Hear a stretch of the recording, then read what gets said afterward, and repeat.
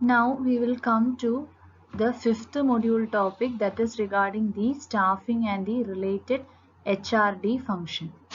Okay, so in this section we will learn about all the important terms which is relating to the staffing process. So first we will see what you mean by responsibility. Responsibility, we can define it is a work assigned to a position. It is the assignment of duties by the executive to the subordinates which the subordinate is expected to perform. So we know as workers in a company, we are all responsible to the organization in which we work. Okay, so it now becomes the responsibility of the subordinate to complete the task given to him by the executive. So initially there should be clear indication from the superior to the subordinate as to what is to be performed. Then further the worker is responsible, okay, to the superior. So that is what you mean by the term responsibility. So we can see next what is authority. Authority implies the right to command and the power to act.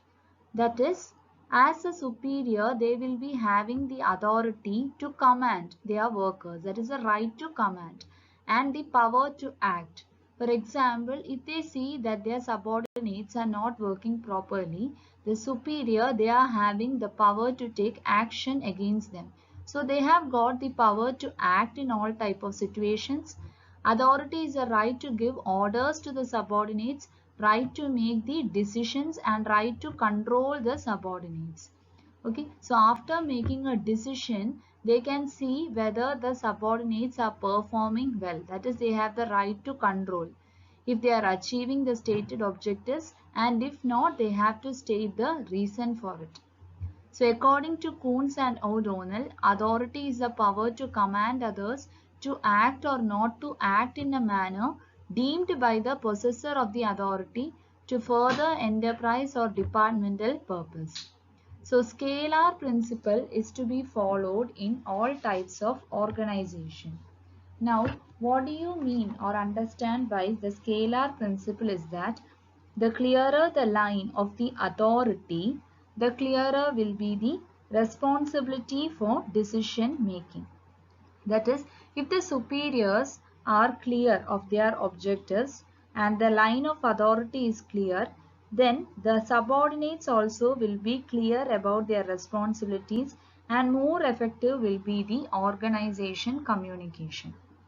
Okay, so under this authority we can have three types of authority, that is the line authority, staff authority and functional authority. So what do you understand by the term line authority? The line authority will be obviously given for the line managers for achieving the objectives of organization. Staff authority, it is given to the staff managers, that is for giving the advice or service etc. to the line managers. So we have already seen the concept of line and staff organization in our fourth module. So it is the same here, the line and staff concept. The authority is stated as line authority and staff authority. And what will be the functional authority? It will be the right which is delegated to an individual or a department to control only certain types of function. Say certain type of policies, rules or certain things, certain decisions which is pertaining only to one particular function. Okay, or one function coming under one type of department. And when that particular function is being completed, the authority can be taken back. So these are the three possible types of authority. So next, what we mean by the term empowerment. Empowerment means that employees, managers or teams at all levels in the organization, they are given the power to make decisions without asking their superiors for permission. So without waiting for the permission from the superiors, if the employees themselves are given the power or are able to make a decision, then it is called as the empowerment. So earlier, where an autocratic leadership style existed, the manager used to make the decision. But this is more of a democratic type. So if the employees are themselves involved in the decision making, they will get more sense of satisfaction, so they will be more committed to the organization. Okay. Empowerment of subordinates mean that superiors have to share the authority and power with the subordinates. So from the side of the superiors, they may be having a problem that they have to share the authority and power with the subordinates. But when viewed from the subordinate side, they feel a sense of satisfaction and they may be happy when they are being empowered to take the decisions they want. Okay, so companies have increasingly, they have implemented the empowerment because of the benefits of the empowered employees. So company can benefit more from this type of process. Next we will see what you mean by delegation. Delegation means the sharing of the power or authority with another for the performance of certain tasks and duties is called as delegation. So what exactly is delegation? So if a manager is delegating, say, a duty to the subordinate, a manager is never going to escape from his responsibility. He is in addition going to be responsible for the performance of the subordinate also. So nobody can perform the duties by himself. Okay, so the only way to do, if there is more workload, the only way to complete that particular work is to delegate the work to the others or dividing the work to the others. That is what you mean by the term delegation. So the essential elements are assignment of work, that is responsibility to another, and granting of authority. So as a manager, if there is more workload, what to do? We will delegate a work, say, to a particular subordinate, so that subordinate is now responsible for that particular work, and also he should be given some particular authority for carrying out the work. Okay. So by means of delegation, a manager is never going to escape from his responsibility. So an example of delegation is the case in which, say, a supervisor is going to give employees the authority to organize their own work. So that is an example of delegation. Okay. And in case of delegation, there will be always a two-way communication. Okay. Between the superior and the subordinates, there will be always a two-way communication is must, and the responsibility and the authority also should be remembered. The terms, now we have learned about all these terms, that is authority, responsibility, etc. So remember all those terms also while you are dealing with the delegation. Now we have already seen about the term authority. Under authority we are having two types, that is centralization of authority and decentralization of authority. So first we will see the centralization of authority. What we mean by it? So we are going to concentrate the decision making, say, at central points in the organization. So that is centralization of authority. Systematic reservation of authority at central points in an organization. That is mainly all the decision making is done only at the central points. So there are many advantages for it. So main thing is a uniformity in action can be achieved, and also it ensures corporate integrity into organization and prevent excessive departmentalism. That is, if there are so many departments under one single organization itself, dispute may occur between the departments. So in such cases, if the decision making is concentrated at the central points and the authority is there only at the central point, the central point can solve the disputes of these departments. Therefore, uniformity can be achieved and also objectives can be easily achieved. So now we will see the advantages of centralization, standardization of procedures. So it is going to enable the smooth working in the organization because there will be a consistency in the day-to-day working. Okay, so all the decisions since being made at one particular point. So they will be stating what are the procedures, rules, policies, etc. And there will be no deviation as nobody else has got any right to modify them. Okay, so there is standardization of procedure. Next one, coordination of activities. So all the activities are coordinated by a single central management. So in the absence of centralization, so the different departments, they may work with different nature, which may result in disunity. So this is not there in case of centralization of authority. There is proper coordination of activities. Next one is greater efficiency. That is, if we are moving all the functions say under one individual or a specific portion, central portion, it is going to avoid lot of waste, say waste of say raw materials, also duplication of efforts.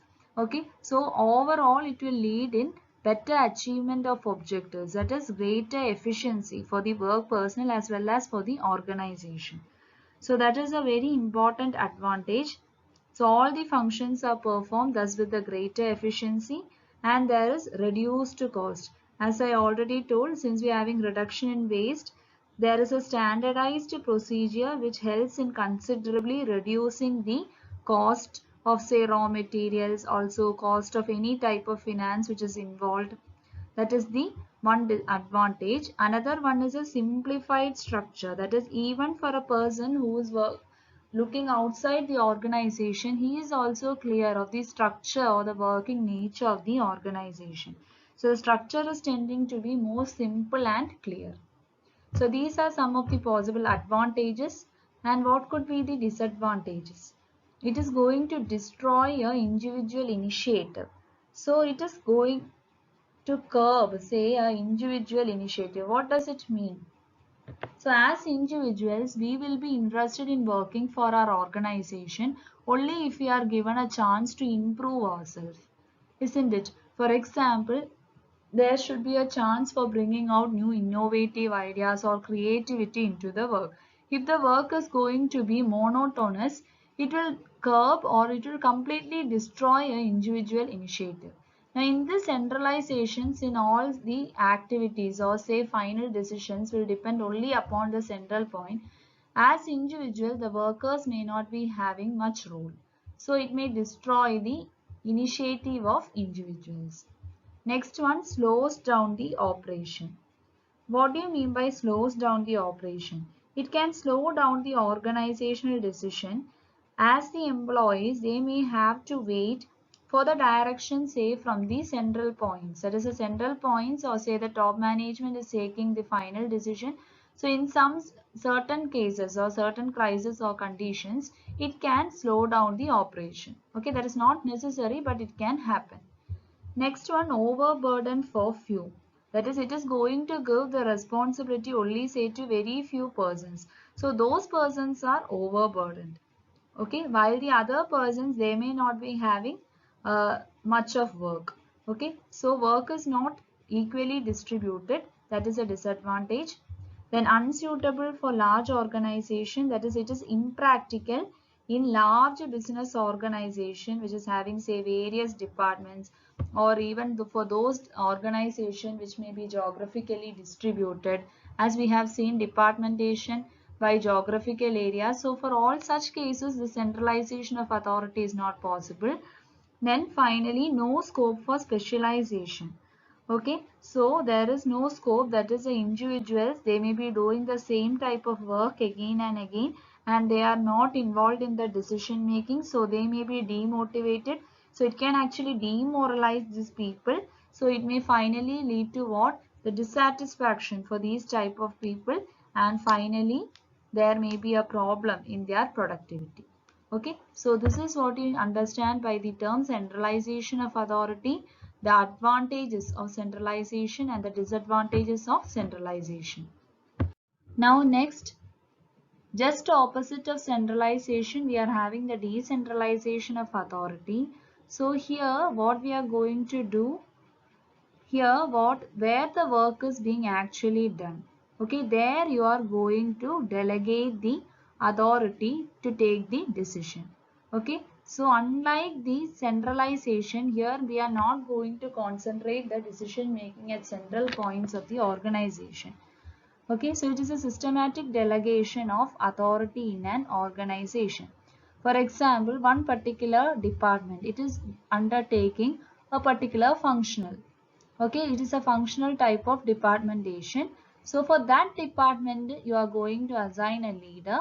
So he will be having authority to all his subordinates, and the subordinates will be responsible to him. Okay, so there you have delegated the authority and responsibility based on the function. And for all those functions, you are not going to concentrate at a single point as you have done in centralization. Okay, so this is what you mean by the term decentralization of authority. There are several advantages. It reduces the burden on top executives so that they can concentrate, say, more important function. That is, they can concentrate on what planning or even rules making, policy making, controlling their middle level or the lower level managers, etc. Next advantage is development of managers. So what will it do? It will force the development of managerial abilities. That is, you are going to give them full responsibility to run their decisions. Okay, so they are solely authorized for whatever decision they are going to take, and they are being responsible for their own work. So it leads to development of managers, facilitate better and speedier decision. Okay, why? Because the decision making authority is delegated nearest to the level of operation. So where actually the work is done, there only you are going to give the decision making authority. So speedier decisions. Growth and diversification. So it will facilitate growth and diversification, say, of the products, markets, etc. Why? Because each and every product line, they are treated as a separate decision. So when you are having, for example, consider a case of a strategic business unit. It is considered as a separate business. So if a sudden change in demand occurs, the decision is going to be taken by the persons who are actually involved in the work. Okay, so that is a growth and diversification. Next one is better communication. Okay, it improves the organization communication because what? There are only few levels of authority, and the persons who are actually involved in the work, they will be able in a better manner to communicate their problems. Okay, so it leads to a better communication. Next, regarding the disadvantage, it leads to increased administrative expenses. For example, you are going to have various departments or various specialists, so higher cost of operation. Then unsuitable for small organization. Obviously, when we are having a very small organization, there is no need for this decentralization of authority. It can get concentrated at the central point. Then depending upon the quality of the managers, that is, the success will depend upon the quality of a manager who is going to handle all these decentralized units. So a manager need to be very much efficient. If there are so many decentralized units, then inconsistency. So it may bring out what? Inconsistency. That is, there may not be, say, uniform procedure or policies which is being followed at all the divisions. So it may lead to inconsistency. So this is what we have to understand by the term of decentralization, and understand what are the possible advantages and what are the possible disadvantages. So next term is the re-centralization of authority.